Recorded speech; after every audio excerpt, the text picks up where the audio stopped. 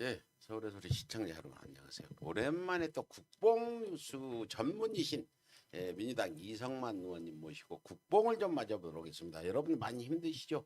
요즘에 무슨 민주당 내 문제로 시끌시끌하기도 한데 제발 우리가 전열을 가다듬어서 정권 재창출에 발맞춰 나가야 되는데 자꾸 잡음이 나서 안타깝습니다. 우리가 대선 이기려면 강성 또 중도 다 아우를 수 있는. 안아주고 아울러야 되는데 오늘 이상만 의원님 안녕하세요. 네, 안녕하세요. 요즘 뭐 네, 편안하십니까? 정만입니다. 뭐 아무래도 이제 지난 보궐선거를 패하고 난 다음에 네. 예. 아무래도 다음 대선이라든지 지방선거에서 효과적으로 좀 승리를 거두고 예, 문재인 정부가 했던 그런 취지를 계속 살려나가려고 하려면 네, 어떻게 보면 국민적 마음을 예, 잘 사야 되고 네. 그러기 위해서는 우리 진보 세력이라고 할 수 있는 총 넓은 스펙트럼 중간부터 좀 강한 진보까지 예. 끌어놔야 되는 전략이 필요하고요. 예. 이제 그런 과정에서 약간 서로 다른 목소리들이 충돌할 수가 예, 있습니다. 예. 다만 이제 그런 것들은 전체로 하나가 되기 위한 과정이라고 보고요. 예. 그런 진통의 과정을 통해서 이제 내년에 있을 정권 재창출을 위한 좀 노력을 해야 되지 않나. 근데 이렇게 저희가 생각합니다. 분석은 강성 진보나 뭐 온건 진보 등 해봐야 30% 조금 넘는데 중도를 최소한 10몇 프로 가져야 되는 이 어려움. 그 사람들이 당락을 결정짓기 때문에 아마 민주당 지도부도 고심 많이 할 것 같아요. 그나저나 국뽕을 맞아야 되는데 오늘 저기 이덕신 작가 네. 국뽕 뉴스 어떤 거 준비했어요 좀? 자, 그 최근에 유엔에서 발표한 2020년 유엔에서 발표한 그 제조업 경쟁력 지수가 있더라고요. 근데 예, 우리나라가 예, 예. 제조업 경쟁력 지수에서 꽤 높은 순위를 보이는 것 같아요. 그 부분에 대해서 먼저 좀 얘기를 할까요? 그러니까 우리나라가 이제 전 세계 제조업 경쟁력 지수에서 네. 이제 세 번째로 높은 순위를 차지했습니다. 그래서 제조업을 평가할 때는 이제 그 종업원들의 이제 1인당 부가가치라든지 또는 수출 총액 또 이런 첨단 산업에 얼마나 비중이 돼 있는가 뭐 이런 거를 종합적으로 따져서 제조업 경쟁력 지수를 평가를 하는데 10년 전에 우리가 한 10위 정도 했었습니다. 10위. 예예. 네, 자료 화면 좀 예, 보여주세요. 10위 정도 하는데 음. 그게 저기 한 단계 한 단계 계속 올라가잖아요. 그죠? 네, 그러네요. 예, 그래서 쭉쭉 올라가서 네. 지금 우리가 이제 이번에 3위를 차지한 아 겁니다. 세상에. 예, 예. 세계 3위요. 예, 세계 3위. 입니까? 예, 예. 아이 뿌듯하다 나. 뽀빠이 같아. 시금치 먹은 그래서 것 이제 같이. 저기 보시면 이제 부동의 1위는 네. 제조업 독일. 강국이라고 할 수 있는 네. 독일이 이제 부동의 1위를 했고 예, 그 다음에 이제 중국이 아무래도 무역 규모가 되게 크지 않습니까? 예. 그 다음에 이제 상대적으로 임금이 저렴하기 때문에 임금 대비 부가가치도 굉장히 큰 편이죠. 그렇죠. 네. 예. 그러다 보니까 이제 중국이 이제 2등을 했고 그 다음에 이제 우리나라가 3등을 하고 그다음에 4위 미국, 일본이 5등 이렇게 됐고 일본이 이제 계속 추락하는 모습을 보였다 그러면 네. 우리 대한민국은 점차 발전하는 이런 모습을 꾸준히 가지게 올라가고 됩니다. 있네요. 우리나라는 꾸준히 어. 올라가고 있고 일본은 90년에는 2위에서 지금 현재 5위까지 떨어졌네요. 그렇죠. 예. 그래서 이제 제조업 경쟁력 지수를 이렇게 따지게 된 이유는 뭐냐면 사실 이제 그 경제가 이행되는 과정이 보면 대부분 이제 처음에는 제조업이 많이 커집니다. 보통 우리가 2차 산업이라고 대별되지 않습니까? 예, 예. 네. 뭐 1차 산업이면 뭐 농업업 뭐 이런 게 해당되고 2차 산업이면 이제 주로 제조업인데 제조업이 이제 성장하다가 뭐 산업혁명 이후에는 그 다음에 이제 이 좀 고도화되고 더 발전이 하게 되면 그 다음에 3차 산업으로 이행을 합니다. 그래서 각종 서비스업이 나라의 중심을 차지하게 되는데 이번에 코로나19를 통해서 선진국들이 많이 피해를 봤어요. 네, 그렇죠. 경쟁률이 많이 떨어지고 그런 이유는 뭐냐면 서비스업의 비중이 굉장히 크다 보니까 네. 아무래도 이런 코로나 때문에 사람들이 만나지 못하고 서로 교류하지 못하고 또 활동하지 못하다 보니까 서비스업이 가장 크게 타격을 본 거예요. 뭐 여행업을 비롯해서 뭐 요식업이라든지 도소매 판매업이라든지 또 스포츠도 많이 뭐 이쪽 있잖아. 스포츠도 뭐 그런 프로야구 이런 거 미국에서는 예. 뭐 대대적인 어떤 예. 그런 창출 효과가 있는 건데. 근데 뭐 연극, 영화 이런 모든 분야가 통칭해서 서비스업인데 네. 서비스의 비중이 큰 국가들이 아무래도 타격이 클 수밖에 없고요. 또 모든 나라가 타격을 받지만 그런 타격 속에서도 급격하게 회복할 수 있었던 나라들이 제조업이 강한 나라들입니다. 왜냐하면 제조업은 이런 코로나의 어떤 문제의 영향도 받기도 하지만 스스로 어떤 사람과의 교류를 전제로 한 게 아니라 스스로의 생산에 의한 것이기 때문에 네. 상대적으로 코로나 위기를 극복하는 데는 유리했다는 거죠. 그렇군요. 그래서 우리나라가 네. 이제 다른 나라보다는 OECD 국가 중에서는 지금 코로나 위기 극복을 제일 잘했다는 거 아닙니까? 그래서 예, 예. 벌써 그 지난 4월, 5월을 계기로 해서 이미 코로나 이전, 그러니까 2019년도에 경제 규모를 이미 넘어서기 시작했다는 거예요. 우리나라 같은 경우에. 그러니까 상당히 발전적으로 좀 진행되고 있는 상황이고 그 기저에는 우리나라 제조업이 그만큼 점점 강해지고 있는 것이 큰 힘을 발휘했다 이렇게 네, 얘기할 수 있습니다. 그러네요. 그 제조업 그러면 대만이나 일본이 선두주자였잖아요. 근데 일본을 앞선 건 물론 미국까지 미국은 원래 뭐 많이 수입에다 쓰니까 제조업이 네. 강하진 않았는데 그렇게 우리가 모르는 사이에 그렇게 변했네요. 그 나중에 이제 뭐 더 추가로 이제 우리 문재인 대통령님 방미 성과 부분에서도 나오겠지만 미국이 이제 이 코로나 위기를 계기로 해서 이제 자기네들의 생산 능력이 되게 중요하다. 생산 능력이 갖춰지지 않으면 국가의 안보에 문제가 될 수 있다. 이런 걸 굉장히 직시를 한 겁니다, 이번에.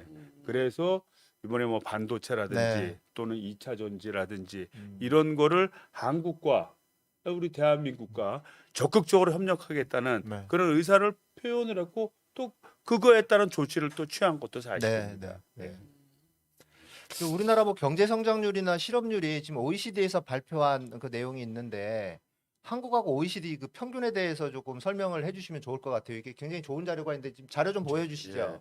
지금 자꾸 우리만 네, 안 좋다 네, 하는데 네. 한번 이걸 좀 설명해 주시죠. 그러니까 좀 보시면 지금 이 전 세계 OECD 부분이 노란색 부분으로 되는 거고 네, 초록색 부분이 한국. 지금 한국 부분이다. 왼쪽에 있는 게 성장률이고 네, 오른쪽에 있는 게 실업률입니다. 예. 그 지금 보면은 떨어지는 성장률이 떨어지는 정도, 성장률이 떨어지는 정도가 노란 게 훨씬 심하지 않습니까? 그렇죠. 네, 그리고 오른쪽에 보면 실업률의 정도가 치솟는 정도. 네, 이 성장률하고 실업률은 서로 밀접한 관련이 있거든요. 그렇죠. 성장률이 떨어지면 실업률이 올라갈 수밖에 없는데 올라가는 정도가 굉장히 급격하게 올라가죠. 네. 그에 비해서 우리 한국의 초록선은 그렇게 보이긴 보이지만 큰 착을 보이지 않고 있다는 거예요. 일단 그래서, 예. 그래서 우리나라는 4% 정도의 실업률을 안정적으로 코로나 위기 상황에서도 지금 유지하고 있고 그 다음에 이런 경제 성장률도 지금 급격하게 V자형으로 위기를 극복해 갖고 있다는 것을 반증하는 데이터입니다. 네, 저게 2015년부터 이제 2020년까지 어떤 그 결과에 대한 데이터네요. 네, 굉장히 그렇습니다. 의미가 있는 것 같아요. 굉장히 의미가 있고요. 그 다음에 그 우리나라의 어떤 경제적인 능력 이런 거를 전 세계에 과시한 거기도 하지만 더욱더 중요한 거는 우리나라 국민들이 단합된 힘. 네, 그래서 이런 위기를 대처하는 능력 또 문재인 정부가 효과적으로 우리 대한민국 국민들이 하나로 뭉칠 수 있도록 보여준 지도력, 리더십 이런 것들이 함께 힘을 뭉쳐서 이런 결과가 나왔다고 볼 수 네, 있습니다. 네. 그 과거에는 박정희 정부 때는 뭐 1억 불 수출이 늘으면 일자리가 17개 생긴다는 얘기도 들었거든요. 이번 어제 나왔죠. 수출 동향 대폭 수출이 급성장을 했는데 이 수출 동향과 일자리 관련도 좀 말씀해 주시죠. 많은 사람들이 수출 되면 뭐냐 재벌만 배불리는데 이러는데 그 수출 중에는 아까 제조업 중소기업들 제품들이 많이 수출이 되거든요. 아이 그럼요. 그래서 네. 어떻게 지금 뭐 수출 그 동향과 수출과 일자리 관계 좀 설명 좀 해주시죠. 실제 그 우리가 이제 현장에 우리 공단들을 가보면 그 활동량이 굉장히 엄청납니다. 그 다음에 우리나라 전 국토가 사실 전 세계에서 이런 좁은 면적을 가지고 수많은 공장이 돼 있는 나라들이 이렇게 많지가 않아요. 예. 그러니까 외국에서 한국에 와 보면 이렇게 공장이 많은지 몰랐다고 깜짝 놀라는 어. 경우가 많습니다. 특히 이제 우리나라는 임해공업단지라 네네. 뭐 경기도 또 인천, 서울 서부 지역으로 해서 이런 공단이 형성돼 있고요. 네. 호남도 뭐 대불공단, 뭐 여수화학공단 네네. 이렇게 돼 있지 않습니까? 또 부산도 임해공단으로 해서 쭉 연결이 돼 있는데 네, 바닷가를 끼고 그렇죠. 있는, 네. 그래서 기본적으로 이게 밀집되어 있는 형태인데 가보시면 그런 것이 다 도로로 연결돼 있습니다. 네. 그 도로 연결된 곳마다 참 아침 저녁으로 시간 안 가리지 않고 대형 트럭들이 많이 움직이고 있고요. 공장의 활동력이 굉장히 능동적으로 돌아가고 있습니다. 공장이 돌아가야 거기서 일하는 또 직원들도 채용할 테고 또 직원들한테도 월급도 주고 해서 고용률을 올리고 실업률을 줄이게 되는 겁니다. 근데 우리나라 전체 경제 구조를 보면 우리나라가 100을 생산하면 약 70 정도를 수출을 해요. 그리고 네네. 30은 우리 국민들이 씁니다. 어. 그리고 우리나라는 두 번째로 생산 못 되는 게 있습니다. 석유 같은 경우에 우리나라가 없지 않습니까? 네. 석유 같은 경우 이런 에너지 문제라든지 그다음에 우리나라가 그런 수출을 하기 위해서 필요한 여러 가지 기자재 같은 게 필요합니다. 그런 건 사와야 되거든요. 그러니까 수출이 전제로 돼야 우리나라 경제도 돌아가고 우리나라 국민도 윤택하게 살 수 있는 그런 구조를 가지고 있죠. 네. 그래서 최근에 우리나라 수출이 너무너무 잘 되는 거예요. 그러니까 우리나라 경제가 V자 반등을 하고 아까 얘기했던 제조업 경쟁 지수와 연계돼 갖고 세계 속에서 가장 빠르게 코로나를 극복을 하는데 전년도 4월 달에 약 한 24% 정도 마이너스였습니다. 왜냐하면 전년도 4월이 코로나가 급격하게 그렇죠. 네, 뭐 확산됐대요. 신천지 갑작스럽게. 사건 그래서 그때죠. 2019년도에 비해서 2020년 4월이 한 24% 정도 마이너스였어요. 아, 네. 그러니까 작년에는 엄청난 마이너스인데 올해 4월은 작년 4월에 비해서 무려 41%나 수출이 더 늘었습니다. 아, 예. 그러니까 이제 수출은 완전히 복구가 됐다는 거죠. 네. 지금 나와 있는 것이 이제 우리나라 주력 산업입니다. 네. 뭐 반도체, 자동차, 석유와 석유 제품, 바이오 이외에도 뭐 조선이라든지 뭐 디스플레이라든지 또 가전이라든지 이런 걸까지 다 포함해서 이제 우리나라가 15대 그 주력 산업이라고 하는데 15대 주력 산업이 다 전부 다 수출이 잘 되는 거예요. 그 중에서 무려 12개는 다 두 자릿수 이상의 증가를 보이고 있습니다. 특히 작년도에는 이 선박 같은 게 네. 이게 수주가 잘 안 돼서 굉장히 어려움이 많았거든요. 전 세계에서 코로나 때문에 왕래가 없어서 거의 수주가 그러니까 발주가 없었습니다. 발주가 없으니까 당연히 수주도 없었죠. 근데 작년 말부터 해서 올해까지 뭐 전 세계 발주량도 엄청나게 늘었는데 그 발주량의 약 한 47, 8%를 한국이 가져왔습니다. 거의 그저께도 반절이에요. 대박 쳤다는 이야. 기사가 있더군요. 네. 더군다나 이제 요새는 IMO 규정에 의해서 친환경적인 선박을 더 원합니다. 그러니까 LNG 추진선이라든지 또 이런 거를 원하는데 이런 거에 대한 독보적인 기술력을 가진 나라는 대한민국밖에 없다는 거예요. 그래서 이제 그 선박도 엄청나게 활성화되고 자동차도 마찬가지입니다. 자동차가 지금 전 세계 반도체 그 수급이 안 돼서 전 세계 공장이 제대로 잘 가동이 안 되긴 합니다만 전년도 4월 달에 코로나 때문에 전 세계에서 자동차 교류가 수출입이 거의 안 됐었습니다. 세계적으로 다. 세계적으로 다. 네. 근데 이제 올해 들어서 우리나라 현대자동차가 엄청나게 잘 팔려요. 특히 전기 자동차. 네. 뭐 아이오닉 5. 그 유럽 같은 데서 처음에 시험을 할 때 한 3,000대를 갖다가 팔 것으로 예상을 하고 로드 쇼를 했는데 9,000대 이상 거의 10,000대 가까운 주문이 왔다는 거예요. 그래서 전기차 새로운 품종의 전기차도 엄청 많이 그 팔리고 있고요. 여러분들 잘 안 아시는 제네시스, 네. 그 타이거 우주가 이제 그거 타고 네네. 가다가 죽을 뻔하고 살아나지 않았습니까? 그런 게 여러 개 겹쳐도 제네시스가 굉장히 좋은 차라는 게 입증이 돼서 전년도에 비하면 뭐 두 배가 넘게 팔립니다. 우리가 기본적으로 전기차 그러면 테슬라라고 생각을 하는데 이제는 뭐 테슬라도 테슬라지만 사실 현대차에서도 굉장히 많이 팔리고 있고 그다음에 또 뿐만이 아니라 제네시스 같은 경우에는 또 타이거 우즈 효과까지 보고 있고 전체적으로 자동차가 굉장히 좀 상승세에 있다 이제 이런 말씀이신 거네요. 그리고 굉장히 상승세가 또 단가가 또 셉니다. 네. 그러니까 이제 이제 SUV 예전에는 우리가 뭐 폰이라든지 네. 이렇게 소형차 중심이었죠. 수용차 중심으로 대수를 많이 팔았는데 지금 우리 제네시스 같은 뭐 고급차에 뭐 벤츠나 뭐 네. BMW하고 이게 비교되는 차 아닙니까? 예. 물론 거기하고 뭐 약간 좀 차이 등급을 두긴 합니다만 뭐 그 제네시스가 잘 팔리고 그다음에 대형 SUV가 많이 팔립니다. 그래서 과거보다는 이 차량 단가가 높기 때문에 수출액 같은 게 엄청나게 증가를 했죠. 네. 예. 그래서 그렇군요. 이제 일본에 뭐 가지고 있던 옛날의 모든 산업을 뭐 대한민국이 말하자면 다 뺏어갔다. 대한민국이 다 리딩을 한다. 뭐 가전이고 반도체고 뭐 이렇게 딱 돼서 이제 그 문제에 대해서 일본이 이제 불만스럽게 생각하고 마지막 남은 자존심이 도요타입니다. 도요타. 네. 자동차인데 지금 세계의 전문가들은 자동차마저 한국이 주도할 것 같다. 왜냐하면 예.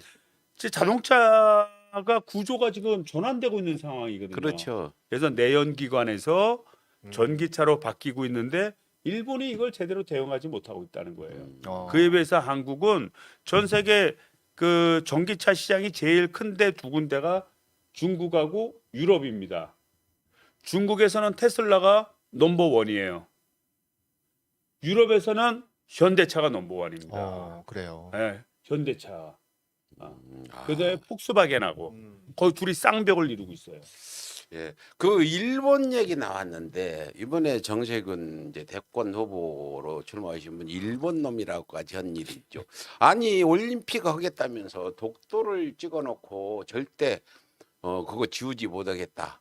또 일부 그 골프 유니폼에는 전범기 문양을 만들어서 이걸 입고 해라. 이거 국회에서는 이 문제에 대해서 긴급 질문인데 어떻게 지금 대응을 계시면 저 같으면 그 보이콧 해야 되는 거 아닌가 이런 생각 드는데. 그 이제 그런 거 아닙니까? 뭐 자기네 나라들끼리 자기네들 사람들끼리 모여서 뭐 독도는 뭐 자기네 땅이라 뭐 자기들끼리 우기는 거야. 뭐 우리가 그것까지 뭐 말 못하게 할 수는 없지 않습니까? 예.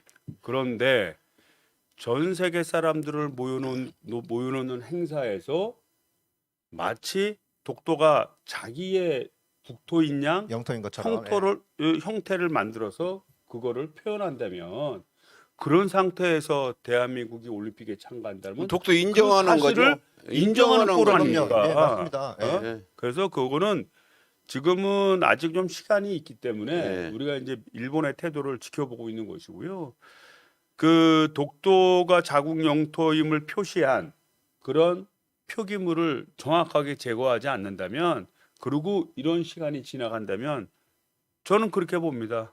저는 그 국민을 대표하는 한 사람으로서 우리 영토를 뺏기면서까지 그걸 인정하면서까지 올림픽에 참여. 올림픽에 그거는 참여할 수는 국민이 없다고 용납 봅니다. 못하죠. 그럼 저 저는 같은 용납을 경우는 못합니다. 정말 들어놓고 싶은 심정이고 네. 거기 참석한다면 독도가 맞다 니네 땅이다 인정하는 거라 문재인 대통령도 일본한테는 굉장히 강하지 않아요. 그래서 절대 안 된다고 예, 하실 것 절대 같아요. 안 되고 네. 이번 기회를 보면서 대체 IOC는 뭐 하는 집단이냐? 결국은 체육이라고 하는 것은 체육 자체를 위해서 올림픽을 만든 건 아니지 않습니까? 사람들이 누가 더 잘 뛰는가를 그거를 평가하고 싶어서 올림픽을 만든 건 아니잖아요. 그런 과정을 통해서 전 세계의 평화를 이루고 네. 우리가 이런 좀 설린의 경쟁을 통해서 서로 우열은 있지만 그리고 서로가 하나의 화합을 하는 세계를 만들기 위해서 하자는 거 아닙니까? 이걸 완전히 돈벌이 수단으로 말이야 전락시키고 코로나 그리고 장국에서 이런 정치적인 문제, 국토의 문제 같은 경우에는 이거는 도저히 양보할 수 없는 사안에 대해서 그걸 표현하지 않고 그거를 묵인해 간다면 IOC가 제 역할을 하지 못하는 거죠. 앞으로 IOC에 저는 이거 계속 유지해야 되느냐 이 문제까지도 제기해야 된다고 봅니다. 네. 예, 뭐 민족의 소리, 서울의 소리는 만약에 독도 지도를 그냥 두고 올림픽에 참가한다면 목숨을 걸고 맞겠다.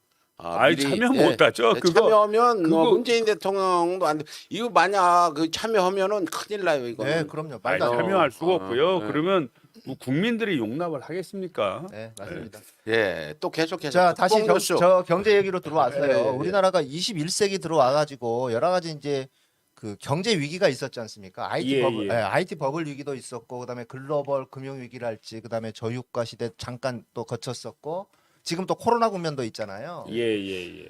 그런 상황에서 어떤 수출 증감률이나 이런 부분들 좀 설명을 해주시면 좋을 것 같아요. 그래서 이제 수출 증감률은 아까도 말씀을 드렸지만, 네, 자료 좀 보여주시겠어요? 그러니까 왼쪽 맨 위에가 지금 그 IT 버블 위기 당시의 상황인 거고요. 이제 극복하는 과정을 보여준 거죠. 네네. 그러니까 맨 오른쪽의 수치가 이제 극복을 할 때의 그때의 전년 대비 성장률을 나타내는 겁니다. 네. 수출 증감률을. 네네. 그런데 보면 다른 데로도 다 극복하는 과정이니까 다 이렇게 올라갔잖아요. 그죠? 네. 다 이렇게 올라가고 다만 저유가 시대는 떨어진 낙폭도 적었고 이제 움직임도 적다 이렇게 볼 수 있고요. 코로나 같은 경우에는 충격이 되게 컸죠. 좀 깊게 내려가서 시작하지 않습니까? 예, 예. 그런데 그거를 극복해서 치솟아 오르고 있는 겁니다. 네, 1년 동안 그렇죠. 지난 1년 동안 코로나 위기를 극복하는 과정에서 보면 치솟아 올라가는 과정이 선명하게 오른쪽으로 우상향하는 그래프를 그리고 있지 않습니까? 예. 그래서 그러네요. 다른 때의 그런 위기 때보다도 보다 더 적극적으로 잘 극복하고 있다. 네. 이런 걸 좀 보여주는 그런 데이터입니다. 네, 네, 네. 그러네요. 예. 우리가 그동안 정말 몰랐던 부분들을 여기에서 또 다시 알게 되는 것 같아요. 이렇게 비교를 하면서 네. 보니까. 근데 이제 제가 서울의 소리가 이 국뽕 뉴스를 많이 퍼나르지 않아요. 그러면 네. 뭐라고 그러냐. 아니 뭐 경제 좋아졌는 데서 뭐 살기 힘들다는 사람은 많냐. 이 부분을 우리가 바꿔야 될 부분이라고 보는데 수출이 늘어나면은 일자리가 많이 창출되고 서민들의 어떤 생활도 나아져야 되는데 지금 그 부분에 대해서는 민주당에서도 많이 대책을 내놓고 있겠죠. 그러니까 이제 아무래도 이제 코로나라는 것은 충격이 없는 것은 아니지 않습니까? 네. 코로나의 충격은 있는데 수출이나 이런 제조업 분야 같은 경우에는 잘 극복을 해서 오히려 성장의 기초를 다졌는데 말하자면 우리나라의 서비스업과 관련된 것, 제3차 산업 이런 데 관련된 부분은 이건 코로나 영향을 직격탄으로 받다 보니까 거기에는 영향이 있을 수밖에 없습니다. 다만 2차 산업이 어떤 발전하다 보면 아까 말씀드렸던 거기서 고용이 되고 또는 소득이 올라가고 소득의 소비로 이루어지면서 3차 산업에도 긍정적인 어떤 면이 있을 수 있죠. 그래서 다른 나라에 비하면 우리나라의 어떤 3차 산업 특히 이 뭐 도소매업이라든지 숙박업이라든지 음식업이라든지 여행업 이런 데 오는 충격이 다른 나라의 충격이 갔던 정도보다는 상대적으로 적은 편이에요. 왜냐하면 다른 나라 같은 경우는 아예 셧다운을 했습니다. 그렇죠. 셧다운을 했다는 얘기는 아예 길거리에 사람들 걸어 다니지를 못하게 했어. 동행 금지. 통행금지란 겁니다. 그러면 뭐 음식점을 갈 수가 있습니까? 물건을 살 수가 있습니까? 그러니까 충격이 엄청나게 큰데 우리나라 같은 경우엔 그래도 효과적인 방역을 하고 그 과정 속에서 뭐 영업 제한이라든지 집합 금지 정도로 해서 극복해 왔던 겁니다. 지난 그 우리 이런 영향을 받는 도소매업장이라든지 3차 산업 쪽에 소상공인 중심으로 해서 우리가 지원한 규모가 한 14조 정도 됩니다. 14조 토탈. 14조 정도 되는데 일본에 비교하면 한 10분의 1 수준이에요. 그러니까 100조가 훨씬 넘습니다. 일본에 지원한 거는. 미국 같은 경우는요. 나라가 커서 그런지 상상을 할 수 없는 돈을 뭐 예를 들면 2조 달러를 지원하겠다. 뭐 이런 식의 어마어마한 재정을 투입을 한 겁니다. 상대적으로 우리나라는 적은 재정을 투입하고도 효과적으로 이제 이끌고 있는데 그럼에도 불구하고 굉장히 어렵잖아요. 그래서 하루 빨리 좀 손실보상법도 빨리 좀 만들어서 입법화하고 예. 그거를 근거로 해서 빠른 시일 내 좀 4차 재난지원금을 빨리 마련해야 된다고. 추석 전에 봅니다. 준다는 얘기가 있어요 지금. 좀 그렇게 예. 생각을 하고 있는데 전국민 대상으로 하나요? 그 이번에는? 일국 비밀인데. 제가 정보통이지 않습니까? 그리고 저는 선을 대놓고 이거 있어서 나중에 제가 문촉받는 거 아니에요? 이런 말이 그 국회에서 일어난 일을 우리 초수님한테 다 누설했다고. 누가 또. 보고하는 사람이 있습니다. 그렇습니까? 그래서 이제 저희들이 이제 여러 차례 이제 재난 지원을 하면서 재난 지원금이 피해를 본 분들한테 좀 피해를 극복하고 향후에 자영업이 살아날 수 있는 구조를 만든다는 차원의 지원도 있지만 네. 또 하나의 측면은 뭐냐면 소비를 진작시켜서 네. 자생력 있게 우리의 자영업이 발전할 수 있는 우리 서비스업이 발전할 수 있는 기틀을 만드는 것도 되게 중요하거든요. 그래서 자생력 있게 하려면 소비를 진작시켜야 되고요. 소비를 진작시키는 방법 중에는 우리 보편적인 재난지원금 예. 시스템이 가장 효과적인 것으로 지금 분석되고 있는 1인당 것이 한 150만 원씩 주면 안 될까요? 그럼 75조 들어가는데. 그것까지 다 계산해야 돼요.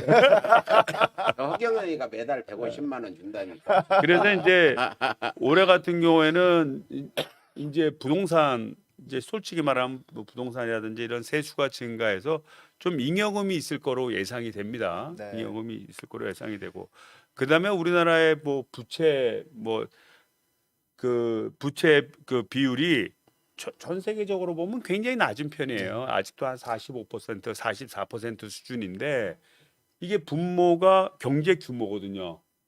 총 생산량. 네. 근데 총 생산량이 우리나라가 자꾸 늘어나기 때문에 올해 경제 성장률을 한 좀 낙관적으로 보는 사람들은 5%도 넘을 거라고 봐요. 아, 그렇게까지요. 3%도 많은데. 그러니까 IMF에서는 한 3.6% 정도 봤습니다. 이번에 상향 조정했던데 또 네, 3.6%로 봤는데 그거는 기본적으로 우리나라가 그 재정 투입을 하지 않는다는 전제에서. 네. 근데 우리나라가 재정 투입을 해서 말하자면 서비스업이나 우리 서민들의 좀 경제 활동을 지원한다 그러면 거기서 한 단계 정도 더 올라가서 한 4.6% 정도 올라가지 않겠나 이렇게 보는 그 겁니다. 방법이 딱 하나 있는데. 네. 재난지원금 보편적 재난지원금 네. 1인당 최하 150만 원 이상 주는 그 돈을 시장에 갔으면은 150만 원이 1,500만 원 효과가 나요. 그럼요. 75조가 네. 그 한 7,500조의 효과를 낼 수 있단 뭐 말이에요. 그렇게까지는- 돌고 돌아가지고. 근데 우리가 경제학적 용어로 승수 효과라고 그럽니다. 예, 예, 예. 저 되게 무식하지 않습니까? 그걸 이제 승수 효과라고 해서 예. 소비가 소비를 일으키면서 예. 이제 경제 활동력을 키워주는 효과를 말하는데 그래서 이번에 재난지원금을 보다 이제 확실히 하게 되면 적극적으로 하게 되면 5%도 넘을 수도 있다 이렇게 봅니다. 그러니까 네. 분모가 5%를 넘는 거예요. 그렇죠. 경제성장 5%는 네. 분모가 5%를 넘으면 지금 44%, 45%라고 하는 그 부채 비율이 한 40%대로 떨어지게 됩니다. 그렇죠, 그렇죠. 예, 예. 예. 그래서 상당한 경제 여력이 있다 이렇게 볼 수 있고요. 지금 뭐 우리 시민들 굉장히 어렵잖아요. 예. 이게 무슨 수출은 잘 된다는데 뭐 누가 그리고 돈 그 벌는지 원망 모르겠다. 많이 해요. 네, 이렇게 맞습니다. 생각하는데 그것이 다 원동력이 돼서 또 기업들이 돈을 잘 버니까 이제 또 세수도 좀 늘고 그런 것이 원동력이 돼서 우리 서민들을 위한 정책에 필요한 자금이 될 수 있고요. 그거를 통해서 대한민국이 수출만 잘 되는 게 아니라 내수까지 같이 진작시키는 그런 시스템에 갈 수 있을 거라고 예, 봅니다. 수출이 늘어나면 이제 세수가 늘지 않아요. 기업들이 세수가 돈을 늘죠. 많이 벌어서 그 기업들한테 세금 걷어서 그걸 갖다가 재난지원금으로 논아주는 거는 굉장히 그 순리라고 저는 볼 수밖에 없는데 그 수출에서 전에는 1억 불 수출하면 17개 일자리 나온다는 지금은 다 기계 자동화돼 가지고 그렇지 이제는 않잖아요. 그렇죠. 예. 예전보다는 훨씬 이제 자동화돼 훨씬 있고 예. 그다음에 이제 우리나라의 또 첨단 분야가 아닌 단순 생산 분야는 많이 해외 이전했지 않습니까? 그렇죠. 전 세계 해외에서. 우리나라 공장이 안 가 있는 데가 없어요. 베트남 같은 경우에는 전 세계 생산량의 4분의 1, 그러니까 25%가 대단하다. 대한민국 기업이 생산해내는 겁니다. 아. 예, 삼성이라든지 뭐 LG라든지 이런 데서 생산하는 게 베트남 전체 생산량의 한 25% 정도 됩니다. 예, 우리나라의 그 정도가- 경제 파워가 예. 그만큼 엄청난 겁니다. 네, 여기 국뽕뉴스는 마지막으로 예. 이제 문재인 대통령이 방미 성과가 대단했잖아요. 저희는 건국은 항일 임시정부부터 미국하고 그렇죠. 교류가 있었으니까 건국 이래 최대 방미 성과라고 제가 환영 서울공항까지 나갔는데 이번에 특히나 그 백신을 생산하는 공장을 만들겠다. 그렇게 되면 우리도 또 기술을 이전 받아가지고 직접 백신을 생산하게 되면 백신만 가지고도 굉장히 경제 그 성장이 높을 것 같은데 이 부분에 어떻게 보고 계신지 국회에서는. 그러니까 이제 전체적으로 보면요, 정치적이든 경제적이든 우리나라는 전 세계 의사 결정하는 데 있어서의 주변국이었습니다. 예. 주변국이에요. 그러니까 불과 뭐 한 10년도 안 됐죠. 그 박근혜 정부 시절에 그때는 이제 그 오바마 대통령이 있을 때 아닙니까? 모든 의사 결정을 일본하고 한 겁니다. 이 동아시아의 문제를 어떻게 이끌어갈 건가? 세계 경제를 어떻게 효과적으로 미국에 불리하지 않게 구조를 짤까? 이걸 일본하고만 얘기한 겁니다. 그래서 그게 주 변수고 우리나라가 종속 변수예요. 네. 그 변수에 따라 움직이는 겁니다. 그래서 미국이 강요해서 결국은 위안부 합의도 결국 만들어지게 된 거고 그 다음에 그 사드도 배치하게 된 네. 거죠. 그래서 우리나라에 큰 경제 변혁이 일어나고 또 그것 때문에 촛불 민주화 운동이 일어난 거 아닙니까? 우리나라 국민의 저력과 문재인 정부의 효과적인 리더십으로 해서 그게 발생한 지 5년 만에 이제 동북아의 질서를 평가할 때 한국을 빼놓고는 협의할 수 없는 구조가 됐습니다. 아까 말씀드렸듯이 이미 미국 같은 경우는 옛날에는 자기네들이 고급 어떤 설계라든지 마케팅이라든지 이런 것만 하고 생산을 전부 다 중국에 맡겼는데 중국하고 대결 구도가 되다 보니까 새로운 생산 구조가 필요한 겁니다. 그다음에 지금 와서 가만히 생각해 보니까 반도체 같은 게 굉장히 중요한데 이런 첨단 반도체의 생산 능력이 없는 겁니다. 또 2차 전지도 그렇고요. 그러다 보니까 미국이 생산 능력을 확충을 하고 세계 경제에서 중요한 위치를 계속 가져가려면 결국은 이런 생산 능력이 강한 국가와 협력을 해야 되는데 그 협력의 대상자로 한국을 선택을 한 겁니다. 예, 일본은 한국을 선택한 배제됐다고 봐도 네, 되나요? 그러니까 네. 이제는 한국을 배제하고 일본하고 얘기하고 한국이 그 종속국이 아니라 한국하고 타협이 돼야 된다고 보는 거예요. 시각 자체가. 동등하게 지금 네. 이제 평가를 한다 이 네, 말씀이죠. 그게 백신도 마찬가지입니다. 네. 백신도 지금 미국에서 생산되는 백신들이 이제 파이자, 모더나 뭐 이런 거 아니겠습니까? 뭐 얀센도 네. 있고 그다음에 노바백스도 있고 이제 있는데 대표적인 게 두 가지입니다. 파이자하고 모더나인데 파이자는 민간 자금이 들어서 개발한 거고요. 모더나는 정부 돈이 투입이 돼서 정부 상당 부분 투입이 돼서 개발된 겁니다. 그래요. 둘 다 mRNA 방식으로 최신형 방식입니다. 근데 이제 미국에서 그걸 생산하는데 미국이 자기네들이 이제 확진자가 늘어나고 자기 코가 적자다 보니까 다른 나라 안 주고 자기네들끼리만 막 맞았단 말이에요. 그에 비해서 중국은 뭐 시노팩이라는 그런 백신을 만들었는데 그게 물백신인지 진짜 백신인지는 모르겠어요. 약효가 별로 좋지는 않아. 하지만 중국에서는 자국민들보다도 전 세계에 있는 제3개국한테 많이 푸른 겁니다. 뭐 아프리카라든지 남미라든지 그렇게 되다 보니까 뭐 전 세계 주도국이라는 미국은 대체 뭐 하는 거냐? 대체 이 나라를 믿고 전 세계 질서를 따라갈 수 있겠느냐? 이런 문제가 대두된 겁니다. 그러다 보니까 미국 내에서도 mRNA 방식을 택한 것 중 그중에서 국가 돈이 들어가는 모더나에서는 그 기술을 말하자면 공개해야 된다고 계속 얘기를 한 거예요. 그래서 공개하는 방안이 하나 있고 공개를 하되 특정 국가만 공개하는 것. 즉 생산 능력이 있는 국가에만 공개를 해서 거기서 생산을 해서 전 세계에 공급하는 방안을 따진 건데 그 대상으로 한국을 선택한 거예요. 그렇군요. 그래서 모더나하고 회담이 있던 다음 날 모더나 회장하고 삼성바이오하고 전격적인 협약을 한 겁니다.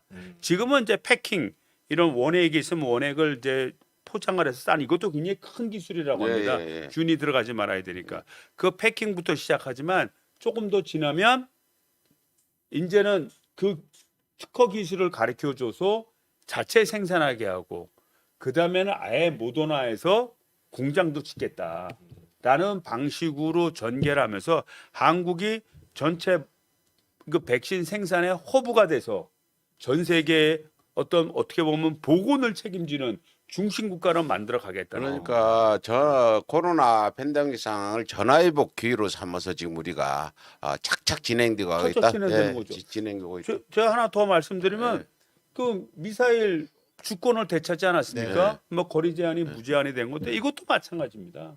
옛날에는 동북아 질서에서 미국의 핵심 파트너는 일본이라고 본 거예요. 그래서 일본의 군사력이 되게 중요했는데 가만히 보니까 한국의 군사력이 만만치가 않아. 전 세계 6위야. 네. 그리고 실제 일본하고 붙으면 한국이 이길 것 같아. 네. 그리고 자기들끼리 그렇게 얘기를 했어. 아. 한국의 육군은 미국 군대가 가도 만만치가 않다. 아. 이게 무기의 질이 막 장난이 아니고 그리고 전 세계 무기 수출이 9위에서 점점점 올라갑니다 지금. 옛날에 수입만 하던 나라도 우리나라가 무기를 굉장히 많이 좀 수출을 합니다. 그래요. 지금 엄청나게 상담하고 있고 호주에서 5조 원짜리 지금 사업인 그 장갑차 거기에서 우리 레드백이 지금 거의 다 이기고 있다는 거예요. 아, 그래요. 거의 될 거라는 것 같은 전망이 계속 나옵니다. 그러니까 이 얘기는 뭐냐면 이제 팽창하는 중국을 견제할 수 있는 핵심 축 중에 하나가 한국이 됐다. 한국인데 그동안 한국을 뭐 미사일 뭐 규제한다고 이렇게 봉해 놓으니 그 역량이 제대로 개발이 안 되지 않습니까? 그러니까 우리 대한민국의 미사일 족쇄를 풀어서 미사일 주권을 다시 주고 한국 스스로 하고 싶은 대로 하십시오. 어차피 미국하고 한국은 한미 상호 방위 조약으로 국계 동맹 관계가 있으니까 한국이 커지면 한국이 커진 대로 이 동북아 질서를 잡는 한 축이 될 것이다. 라는 믿음 속에서 이루어진 겁니다. 왜냐하면 우리나라 미사일 규제 풀면 일본이 반대할 거 뻔하지 않습니까? 그렇죠. 일본이 그 역할을 다 한다고 했다면 한국의 미사일 규제 풀지 않았을 거예요. 일본의 반대 때문에. 그런데 일본의 역할보다는 한국의 역할이 더 크다고 보니까 크다. 야 니들 좀 가만히 있어.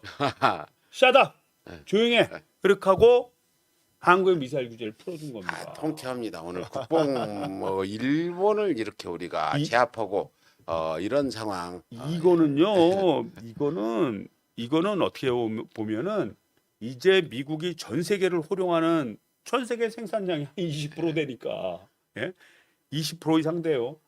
전 세계를 호령하는 미국이 전 세계 질서를 재편함에 있어서 이제는 한국을 정식 파트너로 인정하고 대화를 통해서 한국과 협의해서 지역 문제든 세계 경제 문제든 풀어가겠다는 신호탄입니다. 예. 위대한 대한민국 만든 겁니다. 예, 위대한 대한민국 국뽕 뉴스는 여기까지 하고 여기도 정가 소식 질문하겠습니다. 내가 듣다 참 기가 막힌 소식 들었는데 윤석열 전 검찰총장이 우리 장모는 10원짜리 하나 받은 게 없다. 장모는 피해만 받았다. 또 이준석이가 그걸 가지고 비책이 있다. 뭐 복주머니인가를 3개를 주겠다. 쉴드 쳐가지고 윤석열을 또 꼬드기는 이제 30살 먹은 애가 이런 그 국민의힘 뭐 대표 주자 1위라는데 이 부분에 대해서 저는 젊은이들이 해야 된다는 건 맞은데 너무 기가 막혀서 이 정의감이 이준석이가 남았도 못해. 나이가 젊을수록 정의감이 좀 불타야 되잖아. 이런데 70 먹은 늙을 맛도 못한 이준석 군을 내가 만나서 직접 물어보기도 할 텐데 이준석과 그 윤석열 검찰총장 쉴드 친 거 또 국민의힘 그 대표 1위 한 거 이거 어떻게 실상입니까 허상입니까 이게? 이제 이준석 1위부터 할까요? 먼저 여러 가지가 섞여 있으니까 1위부터 하는데 저는 이제 크게 이제 두 가지라고 보여집니다. 이제 크게 두 가지라고 보여지는데 이제 하나는 뭐냐면 이 국민의힘의 어떤 과제 중에 하나가 그동안 지난 10년 동안 뭐 친이다, 친박이다 또는 그런 대결 속에 있어 왔고 또 친박이 또 탄핵 과정을 거치면서 막 갈라지고 뭐 탄핵되고 감옥에 가 있고 이런 참 우리나라 역사에 참 어떻게 보면 오점을 남기는 있어서는 안 될 일이었죠. 그런 오점을 남기는 일들이 진행이 맞지 않습니까? 이를 극복하지 않으면 이제 자기네들은 이제 어렵다고 보는 거예요. 그런데 기존에 있는데 참여한 사람들을 가만히 보니까 뭐 나경원이 됐든 주호영이 됐든 뭐 이런 면면의 사람들이 또 요새는 또 저 누구야 저 홍준표 또 전 지금 저 국회의원이죠. 홍준표 국회의원도 또 다시 나오겠다고 하고 그러니까 과거 시대로의 복귀와 같은 그런 느낌이 있지 않습니까? 이렇게 돼갖고 이게 정권 재창출이 되겠느냐라는 된다라고 생각을 해서 비교적 그렇다고 이준석이가 거기에 속해 있지 않은 인물이라는 뜻은 아닌데 비교적 그래도 좀 참신하고 새로운 인물이라고 볼 수 있는 이준석한테 기대를 걸고 그쪽에 좀 이 국민의힘을 지지하는 사람들이 힘을 모아주는 게 아닌가 저는 그렇게 생각이 되고요. 아, 그러니까 젊은 정치라는 게요. 사실 뭐 이준석은 나이로 보면 지금 아직 뭐 30대 중반인 걸로 알고 네, 있고. 그다음에 두 번째 얘기하려고 그러는데 예, 얘기하지 말까요? 아니 말씀하세요.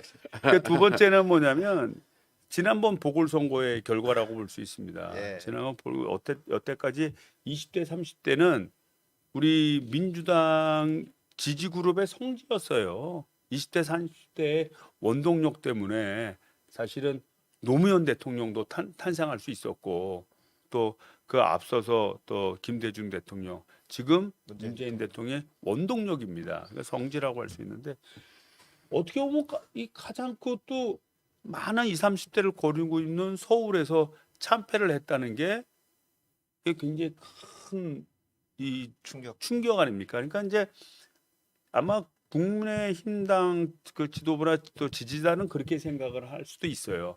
20, 30대의 체제를 계속 유지해 가면 보궐선거 때처럼 유지해 가면 그다음에 대선도 이길 수 있다. 까짓 거 40대, 50대 저도 20, 30대만 잡아가면 된다. 그러다 보니까 이준석을 좀 강력하게 지지하는 그런 그룹이 형성된 게 아닌가. 그리고 또 그 배경에는 또 우리나라 그 보수 언론의 역할이 또 엄청 컸어요. 그렇죠. 예. 아니 텔레비전 틀면 무슨 국민의힘 당 지도부 선출하는 게 무슨 대통령 선거하는 줄 알았어요. 매일 나와 매일 하루에 5시간이고 10시간이고 채널 돌아가면서 채널 돌아가는 아. 계속 나오는데 거기서 계속 그렇게 유도하는 것 같아요. 그러니까 지금의 그 언론 환경 속에서 이준석 1위가 돼야 되는 어떤 역학 구조를 만들고 그거를 실현시키기 위해서 계속 모아가는 형세인 것 같습니다. 그러다 보니까 이제 이준석이 1위를 좀 달리고 있다 이렇게 볼 수 있고요. 다만 이제 그런 겁니다. 선거는 많은 사람들의 의견을 모아서 선거를 이루어지만 실질적인 현실의 정치는 정치인들이 모여서 결정이 되는 거예요. 결정이 되는데 뭐 이준석 후보의 뭐 역량이나 자질 그런 걸 폄하하는 게 아니라 기존의 구조를 새롭게 바꾸려고 한다면 누군가의 가지고 있던 권력을 뺏어다가 새로운 시스템에 적응할 수 있도록 이게 배포가 돼야 되거든요. 그러지 않고 어떻게 개혁이 이루어지겠어요? 그렇죠. 그런 과정 속에서 과연 얼마나 많은 역학관계의 힘을 가지고 갈 수 있겠느냐. 그때마다 사사건건이 우리 보수 언론이 개혁해서 써줄지 어떨지는 모르겠지만 이런 수많은 정치 이행 과정 속에서 나타나는 그 과정을 어떻게 풀어갈지 한번 좀 지켜보고 싶은 그런 생각이 들고요. 그다음에 이제 윤석열 그 전 총장이죠. 전 총장에 대해서 뭐 복주머니가 3개 있다 이렇게 얘기했는데, 그러니까 이 만화 영화나 이 소설 너무 많이 읽고 이게 만화 영화. 삼국지에 나오는 얘기죠. 그래서 어, 그 이제 제갈공명의 복주머니 3가지인데 네. 이제 그거는 이제 구체적으로는 산으로 가라 돌아가라 이런 얘기고, 글쎄요 그 복주머니가 저는 그렇게 생각해요. 이 우리나라 국민들이 꾀와 뭐 복주머니 이런 거에 의해서 좌우될 국민이 아니라고 네. 봅니다. 만약 윤석열 그 전 장관이 정치적으로 올바로 서고 제대로 돼서 하려면 제대로 된 평가를 받아야 돼요. 제대로 된 조사를 받아야 됩니다.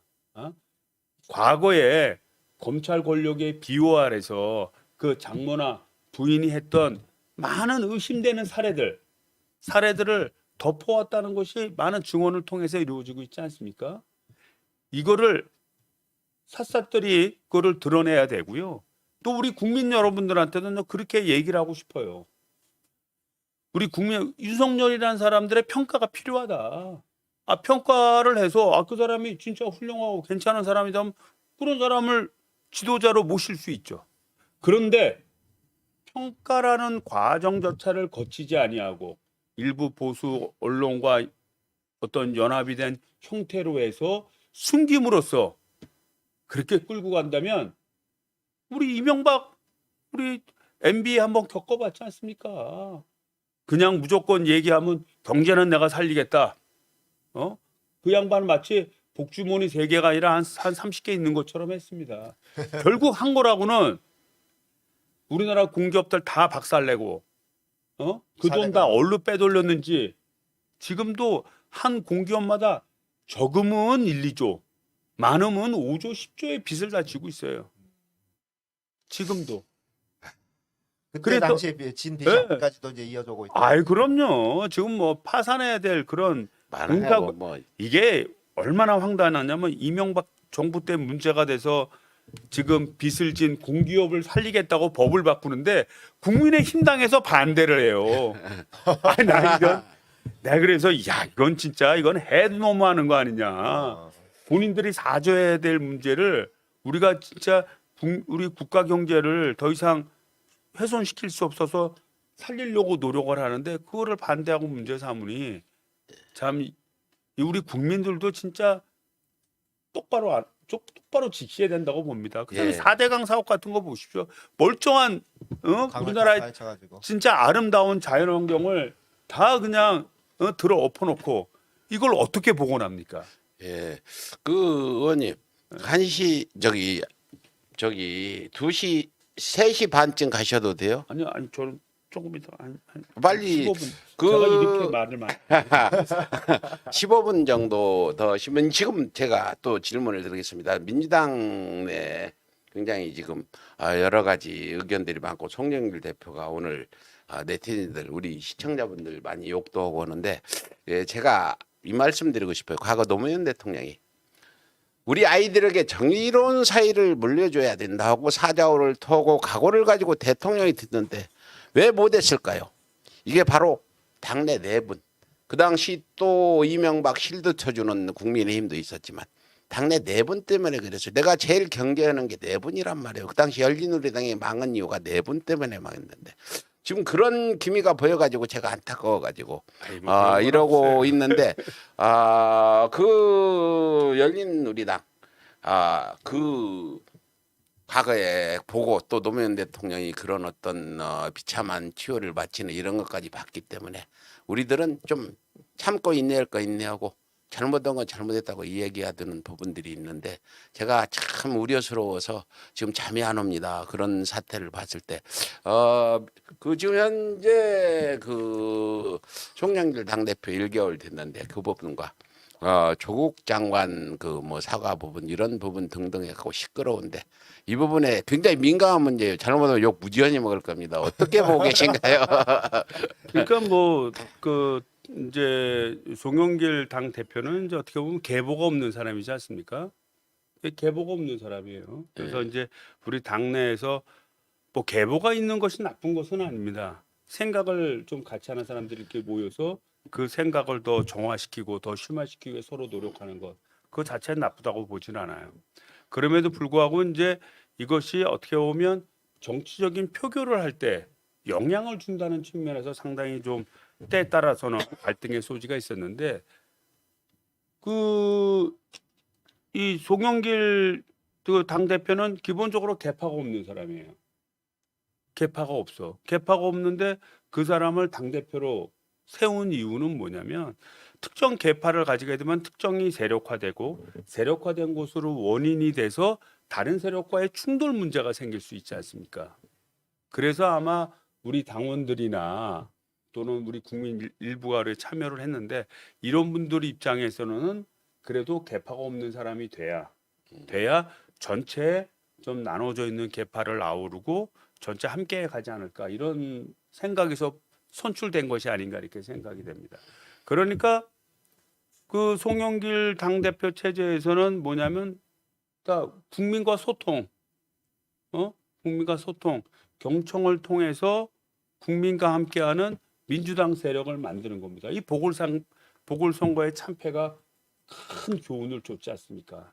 이거 잘못하면 내년에 정권 재창출을 하지 못할 어떤 그런 위험성마저 있는 거니까 전체를 또 통합하는 이제 과정을 가야 되는 거죠. 그런 과정 속에서 우리가 짚고 넘어가야 되는 건 짚고 넘어가는 절차가 필요하다라고 이제 보는 겁니다. 근데 이런 과거의 문제를 짚고 넘어가는 과정에서 시야가 다른 시각들이 많이 있죠. 그건 당연하죠. 뭐 여러 가지 당연하죠. 왜냐하면 견해들이 있죠. 세력들만 바라보는 시각이 다 다를 수 있어요. 다를 수 있는데 문제는 이 다를 수 있는 것을 잘 통합하고 국민적 눈높이에 맞추는 작업을 하는 것이 필요한데 이번에 이제 조국 전 장관께서 이제 책을 출간하지 않습니까? 네, 출간했지 시간. 않습니까? 네. 그래서 책을 출간한 거에 대해서 어떻게 생각하느냐 이제 이렇게 물어본 것 같아요. 우리 송영길 당 대표한테. 그래서 아니 자기 방어권이 있는 거 아니냐? 법정에서 자기 진술을 하기에는 너무 구조가 어려웠다는 거를 피고인 스스로 느꼈고 그러다 보니까 자기는 진짜 이게 너무 억울하다는 측면에서 자기 방어를 하기 위해서 책을 낸 것이다. 그게 뭐가 문제가 되냐? 아 그렇게 얘기를 했죠. 일단은 예. 그 문제는 네. 이렇게 얘기했고 그 다음에 이제 검찰이 조사한 문제에 대해서는 이건 좀 지나치게 비형평적으로 했다. 형평성에 맞지 않겠다. 형평성에 맞지 않게 했다. 검찰이 무리하게 마치 저는 이제 그 우리 저 누구야 우리 재선 의원 중에서 남양주를 조홍천 의원이요? 조홍천 의원의 그 조홍천 의원에게도 우리가 좀 때에 따라서는 귀담아 들어야 될 필요가 있다라고 저는 개인적으로 생각하는데 조홍천 의원이 지난 한 달 전에 이런 말을 했어요. 윤석열 그 전 총장은 그 몽골 기병 같다. 몽골 기병이 한 번 지나간 자리는 풀포기도 나지 않고 네. 다 싹 쓸어버린다. 그런 식으로 조국 장관도 조사한 것이 사실이다. 조홍천 의원도 그런 얘기했어요. 그런 얘기를 했죠. 검사 출신이잖아. 내가 별로 안 좋아하는 사람인데. 그렇게 그 이법도 검사기 때문에 되고 안 되고의 문제가 아니라 예. 그 양반이 바라보는 시각이 예를 들자면 두 가지 주체였으면 각 주체마다 바라볼 때 장단점을 자기 시각에서 옳다라는 게 아니라 자기 시각에서 바라보고 평가를 하는 겁니다. 이제 그렇게 이제 그렇게 얘기를 했는데 그런 거와 마찬가지로 송영길 당 대표도 이거는 문제가 있다. 이렇게 지나치게 했다. 그런데 우리 당 차원에서 바라보면 법적으로는 전혀 불법이 아닌 과정이라 하더라도 이미 우리 사회에 만연돼 있는 어떻게 보면 부자 아빠가 있어야 아들도 자식도 부자가 되고 그리고 누군가가 협조자가 있어야 나도 성공할 수 있는 이런 사회가 돼가고 있다는 거예요. 그러니까 더 이상 개천에서 용이 나지 않는 그런 구조화된 사회가 돼가고 있고 우리는 그거를 사실은 깨트려야 된다라는 이념을 가지고 국민들한테 얘기를 했고 특히 이제 그 학생 운동했던 분들이 그걸 주장을 했고 그 주장을 국민적인 동감으로 해서 우리가 정권도 잡고 현재에 왔다고 보는 거예요. 조국 장관 자체가 잘못되고 그런 문제가 아니라 실제 그 내부적인 현상을 보면 그 힘있고 능력 있는 아빠 때문에 그 딸이 법적으로는 문제가 없어요. 아무런 문제가 없지만 그 딸이 혜택을 본 면이 있지 않느냐. 그렇다면 우리가 기존의 기성사회에 대한 잘못된 점을 우리가 개혁하고 누구든지 우리 대한민국에서는 자기가 열심히 노력만 하면 성공할 수 있고 개천에서 용날 수 있는 그런 위대한 국가를 만들어야 되는데 우리도 법적으로 아무런 문제가 되지 않으니까 이 문제에 대해서 자각 능력이 상실된 거예요. 그 점에 대해서는 당이 정확하게 사과를 했어야 된다는 거예요. 우리 당이 더욱더 개선해 나가겠습니다. 개선해 나가고 시스템상 이런 우리가 이미 잘 되고 우리가 능력이 있기 때문에 그것이 그 능력 때문에 우리 주변의 사람에게만 혜택만은 아니고 민주당에게 주로 많은 혜택을 갈 수 있는 구조가 된다면 우리는 반성하겠다. 그런 자세가 필요하다라는 거예요. 그런 맥락의 얘기였나요? 이게 왜 이게 중요하냐면 이게 굉장히 중요한 네, 얘기인데. 저도 중요하다고 생각하고 왜냐하면 있어요. 지금 우리 민주당이요, 대통령 문재인 대통령께서도 민주당이죠. 국회를 176석을 갖고 우리 의정 사상 이런 적이 없어요. 절대적인 권력을 가지고 있죠. 그 다음에 광역단체장, 기초단체장, 네. 광역의원, 지방의원 내 거의 70% 이상을 다 장악을 하고 있어요. 이 경북, 대구 다 포함해. 그러니까 대한민국의 권력을 다 가지고 있는 거예요. 그러면 국민들 입장에서 오면 다 찍어줘, 국민들이 찍어줘서 그렇죠. 그 가진 권력 아닙니까? 그러면 저 친구들이 저 어마어마한 권력을 가져서 지금 자기들끼리의 의사결정, 합법이면 된다는 자기들만 합법이면 된다는 논리하에 자기만의 의사결정으로 모든 걸 처리하려고 하는 거 아니냐. 아, 이런 그리고 쟤들도 어쩌면 모든 권력을 다 가졌으니까 옛날에 뭐 자유공화당이 권력 가졌듯이 자기들이 권력을 다 가졌으니까 그 기득권 권력 속에서 자기들의 이익을 주변하고 주로 향유하려는 거 아니냐. 그런 의구심은 충분히 가질 수 있어요. 그런 왜냐하면 의혹이 많이 있죠. 많이 왜냐하면 있어요. 우리가 너무 많은 권력을 가졌기 때문에 음, 우리가 너무 많은 권력을 그거는 가졌기 때문에 의원님 죄송한데 제가 중간에 말을 끊어서 네. 죄송합니다만 그거는 많은 권력을 갖고 있어서의 문제가 아니라 그 권력 대비 하는 일이 너무 안 보여서 그런 비판이 있는 거 아닐까요? 아니 그러니까 그런 하는 일은 하는 일이고 예. 하는 일은 하는 일이고 의심은 의심인 거예요. 저러는 거. 그러니까 그런 시각으로 바라볼 수 있는 겁니다. 그런 시각으로. 네, 그런 시각은 많이 있어요. 예.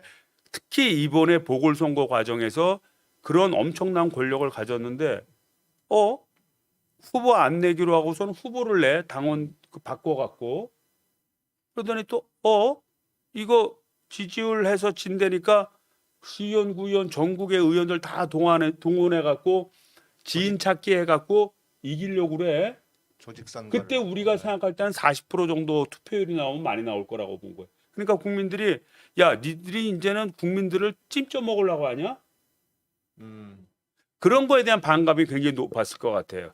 특히 젊은 세대들 같은 경우에는 우리가 이제 40대나 50대나 이 성숙된 세대 그룹 속에서는 그래도 국민의힘당보다는 민주당이 가지는 도덕성이 상대적으로 비교하니까 국민의힘당하고 비교하니까 그래도 국민의힘당에 비하면 우리 민주당이 그래도 좀 더 도덕적이지 않느냐. 그렇다고 국민의힘당을 밀어줄 수는 없다라는 가치관이 있었을 것 같고요. 그게 더 컸을 것 같고 20, 30대 같은 경우에는 지금 취업도 안 되지.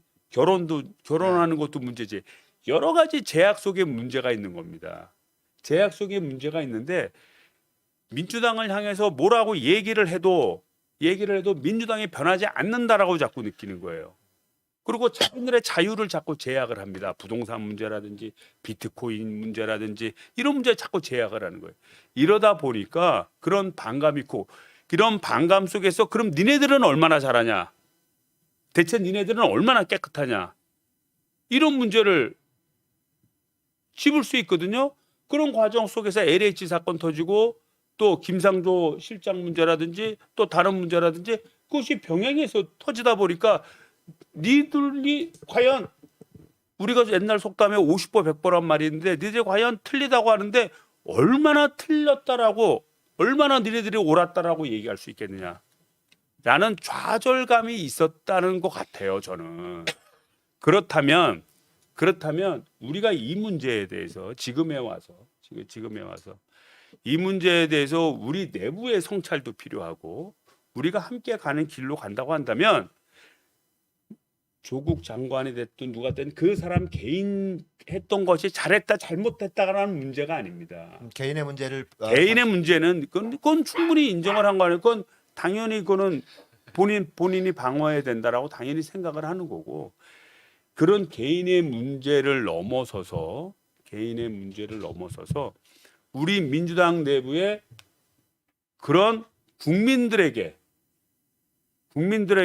혹시라도 상처를 줬거나 주었던 거나 또는 새로운 희망의 불씨를 살리지 못했던 것이 있다면 그거를 다 끄집어내서 정리를 해야 된다고 보는 거예요. 네네. 예, 그 이상만 의원님 말씀 들으니까 제가 요즘에 틱톡을 하거든요. 예. 틱톡이라고 10대, 20대들이 하는데 내가 문재인 대통령 관련 기사나 이런 거 올리면 아주 그냥 비난 댓글이 줄을 이어요. 그래서 황금어장이라고 생각하는데 저는 이미 이렇게 깨어있는 시민들, 촛불 시민들은 이미 뭐 말 안 해도 잘 아시기 때문에 그런 어떤 20대들 이런 사람들이 잘 모르고 있어요. 완전히 이 사람들은 아까 이상만 의원님 말씀했듯이 50% 100% 그놈이 그놈이다. 이런 생각을 하고 있어서 참 안타깝기도 해서 틱톡까지 지금 제가 열심히 하려고 그리고 그런 상황인데 참 이런 일들이 안 일어나야 되는데 그래서 이제 그 배경에는 이것이 과연 이렇게 된 이유는 무엇이냐? 그 배경은 여러 가지가 있다고 봐요. 제일 첫 번째는 이제 우리나라의 어떻게 보면 불리한 여론 환경, 네. 언론 문제가 언론 환경이 크죠. 이제 사실은 언론을 탓한다는 게 아니라 네. 이거는 객관적인 팩트예요. 네, 그런 불합리한 언론 환경. 그다음에 이제 두 번째는 우리는 참 우리가 대통령이 가질 수 있는 모든 절대적인 권력의 기반이 되는 그런 권력들을 다 내려놓은 거예요. 대통령 스스로. 그렇게 하면은 잘못하면 독재 국가가 되니까 그런 선의로 내려놨음에도 불구하고 이미 권력화돼서 자기 목적밖에 추구하지 못하는 우리나라의 내부 기관들이 다수 있다는 것. 네. 뭐 검찰 등을 포함해서 그런 것들이 다수 있다는 것. 그다음에 세 번째는 우리 그 민주당이 좀 더 소통하고 좀 포용하는 정책을 펼치지 못했다는 거예요. 이거는 제가 볼 때는 코로나의 영향도 되게 커요. 네. 코로나가 있다 보니까 뭐 만날 수 있는 길이 없었던 거예요. 그런 영향이 컸던 거. 네 번째는 특히 우리 청년과 관련해서는 청년 설문조사를 하다 보니까 그런 말이 나왔어요. 청년들이 민주당에 느끼는 것은 우리 청년을 이용하려고 한다라는 그런 생각을 하는 거예요. 그러니까 뭐냐면 민주당이 청년 정당이다. 청년 정당이다라고 해서 뭐 청년 뭐 저기 뭐야 한 자리 최고위원 주고. 한 자리 주고 청년 비례 뭐몇 주고 이런 것만 했지 실제로는 청년의 삶과 구조 속에서 깊이 파고들어서 이런 정책을 펼치지 못했다는 거예요. 네. 그래서 저는 그렇게 생각을 해요. 저는 이런 우리가 젊은 20, 30대 생각하는 것이 우리 국민들의 민주당에 바라오는 시각의 변화 이런 것은 분명히 있고요. 그다음에 그 원인도 외부적으로 우리를 공격하려는 세력이 만드는 것도 있고 우리가 준비하지 못한 것도 있는 거예요. 그러면 이런 과정 속에서 우리가 내년에 대선을 치른다고 한다면 이 문제를 철저히 되짚어서 만들어 가면 되는 겁니다. 그거를 우리 적극적 지지 계층 분들은 이렇게 생각할 수 있어요. 아니 뭐 또 뭐 저쪽 보수화된 사람한테 알랑방구 껴서 표 얻으려고 저러나 그렇게 생각할 문제가 아니고 네. 우리 내부적으로 우리 민주당의 내부적으로 잘못된 문제를 우리 내부적으로 성찰하고 그걸 올바른 길이 될 수 있도록 만들어가는 게 중요합니다. 네, 네. 그래서 거기서 희망의 불씨를 쏘는 게 되게 중요해요. 네. 저도 이제 어쨌든 당원이면서 국민이니까 민심, 저의 얘기도 민심이라고 생각하고 좀 들어주시면 이거는 제가 하는 얘기일 수도 있지만 저도 이제 선거 끝나고 몇몇 지인들을 만나면서 이제 들은 얘기를 또 그대로 전하는 부분이 좀 있습니다. 그러니까 민주당이 국회 압도적인 180석 의석을 얻었는데 1년 동안 한 게 아무것도 안 보인다라는 그런 지적이 있었어요. 그러니까 물론 의원님 입장에서는 굉장히 억울하실 거예요. 국회의원 개개인의 입장에서는 굉장히 억울하실 것 같은데 국민들이 보기에는 한 게 아무것도 보이지가 않는다라는 그런 지적을 제가 들은 바가 있고요. 그다음에 또 하나는 뭐냐면 LH 사태에 대해서 LH 사태를 집권하고 4년 만에 알았다면 진짜 모르고 있었다면 그건 민주당이 무능한 거고 알고도 덮어두려고 했었다면 정말 비열한 거다. 이런 지적을 또 제가 들었어요. 그다음에 이제 다른 이제 지금 이제 최근에 이준석 관련돼서 제가 이준석을 옹호하려고 하는 얘기가 아니라 젊은 정치인이 토양할 수 있는 그 성장할 수 있는 그 토대를 좀 만들어줬으면 좋겠다. 30대, 40대. 그러니까 민주당 하면 저는 지금까지 당 대표로 나온 분들이 다선 중심이에요. 그리고 다선에 기에 눌려서 젊은 분들이 못 나오는 것 같은 느낌도 들어요. 이게 모난돌이 뭐 정맞는가 뭐 이런 생각도 들지만 그렇진 않아요. 사실 또 젊은 정치인들이 성장할 수 있는 그런 토양도 좀 잘 갖춰줬으면 좋겠다는 그런 생각도 들거든요. 그러니까 이 젊은 정치인이라는 거는 나이를 떠나서 그다음에 선수를 떠나서 젊은 감각하고 직접적으로 교류할 수 있고 저 사람 정말 젊은 사람이다. 젊은 세대다라는 느낌을 갖고 있는 그런 사람들이 성장할 수 있도록 했으면 좋겠다. 요거 좀 세 가지를 좀 말씀드리고 싶어요. 이미 이제 우리 민주당 같은 경우에는 20, 30년 전에 네네. 20, 30년에 전에 이미 그런 스타들을 많이 만들어냈어요. 우리 지금 이제 현역 의원인 김민석 의원, 네. 30대 초반에 그때 뭐 국회의원이 되고 서울시장도 나가고. 도전하고 나갔죠. 차기 대권 주자다라고 네, 네. 뭐 얘기 그렇게까지 나오고 거론이 됐었죠. 거론됐죠. 네. 또 우리 임종석 의원, 예. 전 의원이죠. 임종석 예, 전 의원. 비서실장, 예, 전 비서실장. 비서실장 새로운 희망이 될 거라고 많이 얘기를 했죠. 지금 당 대표이신 우리 송영길 의원이나 또는 그 우상호 의원 이런 사람들이 한때는 참 스타였어요. 그러니까 근데 그분들이 지금 60대가 됐단 말이에요. 그러니까 뭐냐면 그분들이 이미 우리는 그런 젊은 스타 의원들이 뭐 네네. 대선까지는 안 나갔지만 네. 주축 세력이 되면서 우리 젊은 20, 30대를 끌고 함께하는 그런 대한민국을 만들어 왔던 네네네. 원동력이 됐던 거예요. 그거는 인정합니다. 그래서 근데 지금 그게 이제 세월이 흐른 거예요. 말 네네네. 그대로 근데- 세월이 흘렀고 이 세월이 흐른 속에서 이제는 새로운 동력들이 필요합니다. 네. 새로운 미래를 만들어가는 미래의 주역 세력들이 새로운 문제의식을 갖고 그때 우리가 저도 그때 뭐 그거보다 좀 한두 살 많은 그 세대지만 그때 문제의식을 갖고 싸우고 도전하고 했던 거 네, 아닙니까? 그럼요. 그래서 우리가 뭐 인간이기 때문에 한계점은 있는 거예요. 한계점은 있고 또 단점도 있고. 근데 지금의 과제는 그때의 과제하고는 달라. 다르죠. 그렇기 때문에 지금의 모순의 문제를 어떻게 풀어갈 건가에 대해서 지난번 보궐선거를 통해서 국민들이 던져준 거예요. 과제를. 그렇죠. 야, 너 풀어봐. 던져주고. 우리가 스스로 그 문제를 풀지 못하면 그때는 국민이 표로서 풀어주게 됩니다. 네, 네. 그러면 정권 상실이라는 길로 가는 거예요. 네, 네. 그래서 우리가 그 시험을 풀기 위해서는 과거부터 되짚어서 우리를 따져보는 겁니다. 뭐가 잘못됐는지. 뭐가 잘못되고 뭐 이게 개인의 뭐 이런 문제가 아니에요. 그럼요. 네, 맞습니다. 개인의 문제가 아니고 우리가 더 포용력 그리고 우리가 새로운 신흥 세력들은 어떠한 의식을 갖고 왔고 그 사람들의 미래에 꿈꾸는 것은 무엇이냐? 우리가 꿈꾸는 것은 진짜 독재로부터 해방, 자유 뭐 이런 거였어요, 네, 사실은. 네, 맞습니다. 그리고 인간다운 삶 뭐 이런 거였습니다. 오늘 이성만 의원님이 정말 처음 들어보는 말씀들 많이 해주셨는데 결국 꽝 잡는 게 매라고 지금 다 어제 황원하 의원도 나와서 김기현 그 국민의힘 원내대표 범죄 혐의 얘기하는데 결국은 정권 재창출 해야 된다.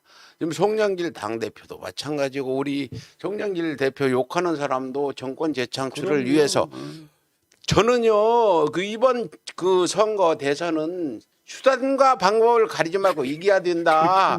나는 아니 무슨 불법을 저지르는 게 아니라 그렇지, 우리 그렇지. 내부에서 할 수 있는 할 수 있는 모든 역량을 다 동원해야 합법적인 된다. 네, 맞습니다. 그 어떤 할 수 있는 방법 네. 다 동원해야 된다. 송영길 대표나 황원하 의원이나 나 여기 나와서 전부 이상만 의원님도 결국은 우리가 지금 대선에 지면 전부 아무것도 아니다. 쉽게 말해서 이런 얘기죠. 황이다 하는 얘기죠. 노론판에서 쓰는 이런 상황이라 다들 우리가 욕하는 사람도 그렇고 민주당 그럼요. 비판하는 사람도 그렇고 모든 목적은 대선에 두고 있어야 된다.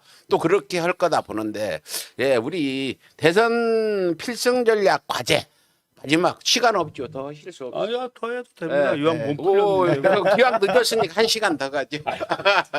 아니 그래서 대선 필승 전략을 어떻게 세워야 될지 저한테 좀 가르쳐 주십시오. 아니 그래서 예.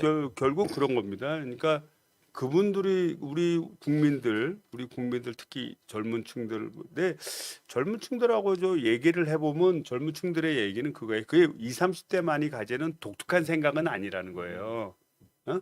우리 20, 30대만을 대우해 달라는 뭐를 요구하는 것도 아니라는 거예요. 자기들이 볼 때 자기들의 기준 속에서 잘못됐다는 점을 지적하는 거고 좀 바라는 방향을 얘기하는 것이지 그것이 50대 60대하고 생각이 다른 건 아니라는 거예요. 그래서 저는 이제 그렇게 생각을 해요. 우리 당이 그래도 집권당이 되고 그래도 지금까지 위치에 올 때는 수많은 난관과 그런 역경 속에서도 혁신을 거듭하면서 왔던 거예요. 그리고 우리나라 역사를 이끌어왔던 게 사실이고 이게 70년대, 80년대 초반까지는 뭐 군사 정권이라든지 독재 정권이라든지 또는 일제의 잔재라든지 이런 틀 속에서 뭐 저 공화당이나 뭐 민정당이나 뭐 이런 데서 끌고 왔던 거 아니겠습니까? 그것을 타파하고 정의라는 관념을 세우고 그 다음에 인간적인 자유, 평등을 내세워서 지금에 이제 왔는데 그럼에도 불구하고 새로운 니드점을 우리가 빨리 깨달아야 돼요. 새로운 니드점을 빨리 깨닫고 새로운 니드점 속에서 새로운 방향 제시를 해나가야 됩니다. 그래서 제가 첫 번째 해야 될 그 경선 전략은 다른 게 아니에요. 국민의 얘기를 듣는 겁니다. 국민의 뜻을 따르는 겁니다. 국민이 뭐를 원하고 국민이 대한민국의 앞으로 미래는 뭐라고 생각하는지를 듣고 그 문제에 대해서 교합을 갖는 거예요. 더 이상 가르치려고 하면 안 됩니다. 가르치려면 우리 도구마 속에 빠져 있는 거고 우리는 새로운 혁신을 못 하는 거예요. 그래서 지금부터라도 우리가 이제 뭐 최근에 당에서 뭐 민생 투어 뭐 듣겠습니다 뭐 이런 행사를 하고 있지만 그걸 행사로서만 좀 끝내서는 안 되고 진정한 의미로 들어야 된다고 생각하고 저는 우리 대권 주자분들한테도 그런 얘기를 좀 많이 좀 해드리고 싶은데 뭐 솔직히 뭐 이성만 의원은 누구 밀 거야? 또 주변 사람들이 나 좀 도와줘, 뭐 밀어줘 이제 이런 게 많을 수밖에 없잖아요. 예? 그걸 도와줘 뭐 이렇게 하는 게 많은데 저는 그렇게 생각해요. 국회의원이 친소관계 이런 것도 되게 중요하지만 대한민국의 미래를 여는 사람한테 손실할 수밖에 없어요. 그래서 이게 뭐 누구와 누구를 민다, 뭐 누가 뭐 국회의원을 가장 많이 뭐 거느리고 있다 이런 식의 표현으로 대선을 치르려고 하면 그거는 모르겠어. 우리들끼리 도토리 키재기하고 나가봐야 경쟁력이 떨어져. 그러니까 우리 대선 주자분들이 빨리 국민들한테 더 다가가야 됩니다. 그냥 나 이거 젊은 애들이랑 대화했어 이렇게 해서는 안 되고 그 사람들의 니드점을 찾기 위해 더 많이 고민하고 또 연구하고 이런 자세 속에서 어떻게 보면 새로운 정책을 가지고 또 후보들끼리 서로 비교 토론하고 경쟁하고 그것으로 또 국민들한테 평가받고 이런 과정을 거친다면 민주당은 더 새로운 정당으로 전 나갈 수 있을 거라고 보여져요. 지금의 아까 이제 이준석 우리 후보 얘기도 했지만 이준석 후보의 신드롬은 어떻게 보면 아까 얘기했지만 보수 언론들이 만들어내는 결과물일 수도 있고, 네, 그럴 수도 있죠. 그런 예. 결과물일 수도 있고, 두 번째는 자기네들끼리의 정권 창출을 하기 위한 자기네 정권 창출하기 위한 전략의 산물일 수도 있어요. 산물일 수도 있지만 또 한 측면에서는 우리 젊은 세대를 포함한 우리 국민들의 희망은 어쩌면 국민의힘당에 있을 수도 있다라는 메시지로 전환될 수도 있어요. 그런 점을 항상 경계를 해야 되는 겁니다. 그래서 뭐 언론 탓 이런 거 할 필요 없어요.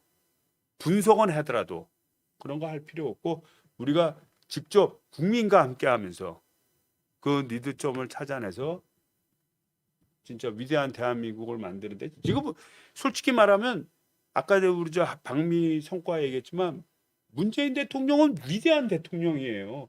불과 5년 만에 대한민국을 전 세계 외교의 한 축이 되게끔 만든 겁니다. 우리가 언제 G7에 들어가고 싶다 그랬어요? 지네들이 들어오라 그랬지. 코드 짜면서 일본 놈들 우리 죄송합니다. 아니 이거 정세균 삭제했죠. 대통령 후보도 아니, 여기 했어요 그거. 일본에서 우리나라를 안 껴주려고 이미 배제를 했어요. 네, 근데 미국이 배제를 했는데 지금 들어왔으면 하고 지금 계속 그러고 있는 거예요. 미국에서 또 계속 요청을 하고 있잖아요. 네, 계속 요청하고 있어요. 그다음에 그 우주 발사계 네. 아스테미드인가요? 아르테미스. 아르테미스. 아르테미스 계획 그것도 우리나라도 들어가. 우리나라를 아예 배제시켰어요. 네, 일본이 처음에. 작업한 것으로 한번 좀 생각을 해. 네. 일단 배제했어. 그런데 아르테미스 배제하거나 말거나 들어오세요. 네. 바로 그랬죠. 들어갔어요. 이런 세계 속에서의 진짜 주변국에서 변두리 국가에서 세계 속에서의 중심 국가로 만든 위대한 대통령이 문재인 네, 대통령이에요. 네, 맞습니다. 그 점은 우리가 자긍심을 가져야 돼. 네. 그럼에도 불구하고 더 나은 대한민국을 만들기 위해서 국민들의 높이 수준은 계속 올라가기 때문에 그거를 찾아가는 우리 후보들의 작업이 절대적으로 중요하고요. 또 우리 지지자분들이 그런 큰 틀에 그렇게 만들어 가야 문재인 대통령의 업적이 더욱더 빛이 나는 겁니다. 예, 그 말씀을 들으면서 오늘 제가 중요한 걸 배웠어요. 우리가 과거 180석 총선을 잊지 못하고 있었는데 지난 보궐에서 국민들이 우리한테 민주당과 민주당 지지자들한테 그 문제를 던져줬다. 그렇죠. 이걸 해결해라. 이 그렇죠. 부분을 오늘 듣고 보니까 과연 그렇구나. 그거는 국민들이 우리가 우리한테 메시지 총선 승리에 도취돼 있어가지고 또 뭐 우리가 뭐만 하면 총선 같이 승리할 수 있다는 게 아니라 새로운 문제를 던져주고 잘했잖아요. 다른 집 문제 뭐 이런 부분 다른 것들 문재인 정부가 잘해왔는데도 이런 참패를 한 이유는 그거 가지고는 안 돼. 더 열심히 해라. 이거 아닙니까? 뭐 잘못했다, 아, 네가 나쁜 놈 이런 게 아니에요. 그러니까. 그런 게 아니고 뭐 우리가 그렇잖아요. 우리가 저 비유가 좀 적절하지 않아서 얘기하는 그런데 그 요구 사항이 계속 높아질 수 있는 겁니다. 네. 되게 높아질 수 있는 거예요. 그러니까 그거를 그런 요구 수준이 높아질 수 있도록 환경을 만든 거는 참 우리 민주당이 잘했다고 봐요. 그만큼 기반을 닦아놨으니까. 그렇죠.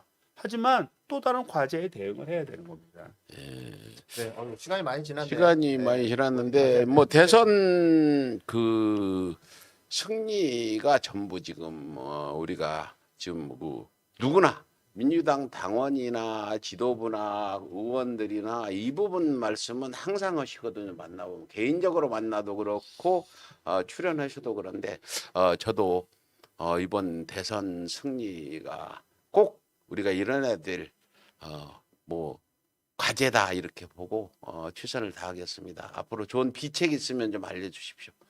복주머니 세계. 아니 이준석이가 일단은 이 복주머니 세계를 지금 풀면은 나중에 남들이 다 써먹어서 안 돼. 그러니까 여기 복주머니 세계 갖고 있다가 시청자 여러분 이성만 의원께서 지금 이준석이 가지고 있는 것보다 더 강력한 비책 복주머니 세계가 있다니까 서서히 한번 풀어놓도록 우리가 잘 좀 모시도록 해야 되겠습니다. 네. 예, 지금 민주당 문제 송영길 대표 문제 때문에 시끄러워서 저도 마음이 좋지는 않습니다. 그러나 송영길 대표나 여기 송영길 대표를 욕하는 사람이나 대선 승리는 꼭 이루자고 그런 생각을 가지고 있을 거고 결론은 같은 마음이다. 잠시 지금 기차가 탈선은 안 하고 좀 올라갔다 내려갔다 옆으로 돌았다 하는데 한 군데서 만날 거라고 보고 여러분들 너무 조급하지 않게 우리가 준비해가면서 열심히 하면은 지성이면 감천이라고 하늘이 도와서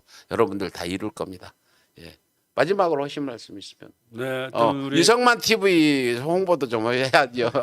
우리 시청자 여러분 뭐 1시간 넘게 얘기했죠. 1시간 반을 네. 했어요 반 지금. 했습니다. 뭐 국뽕뉴스부터 또 내년 대선 문제, 송영길 체제 문제 뭐 이렇게 쭉 얘기를 했는데 예. 뭐 제가 얘기한 게 다 옳은 것은 아니에요. 네, 제 시각에서 분석을 한 거고 또 우리 시민 여러분들은 또 시청자 여러분들의 시각을 가지고 분석을 한 거고 다만 우리가 함께하는 공유된 것 예, 그 예. 초심님이 얘기한 것처럼 내년에 정권을 그 다시 다시 그럼요. 재창출하는 아주 겁니다. 중요한 부분이죠. 재창출하고 우리 문재인 대통령이 위대한 대통령으로 남는 길입니다. 그것이 예?